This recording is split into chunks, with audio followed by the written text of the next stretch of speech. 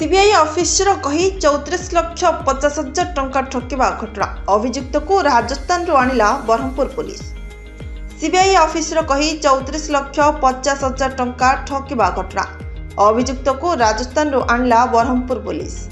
Digital arrest नारे 34 लाख टंका ठकई घटना रे जने गिरफ। राजस्थान रो सुभाष को गिरफ कला ब्रह्मपुर साइबर एवं अर्थनैतिक अपराध थाना पुलिस।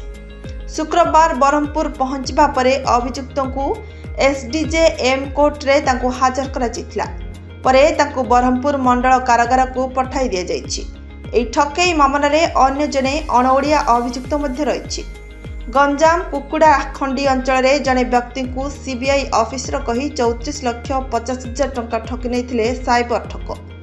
एनेई जनवरी 29 तारिख रे ब्रह्मपुर साइबर थाना रे अभियोग करथिले ठकईर शिकार होइतिबा व्यक्ति।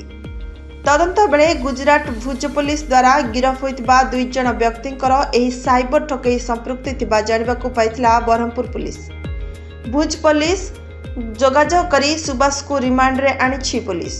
अन्य अभियुक्त गोवर्धन नरमर रिमांड पाई मध्य आवेदन करिथिबा पुलिस सूचना दैछि। अभियुक्तंकर 2टी बैंक अकाउंट रो फ्रीज करिछि पुलिस। 2टी अकाउंट रो प्राय 22 लाख रु अधिक टंका रहिछि। गंजाम जिल्ला रो आशीष राव को रिपोर्ट ट्रो 24 न्यूज।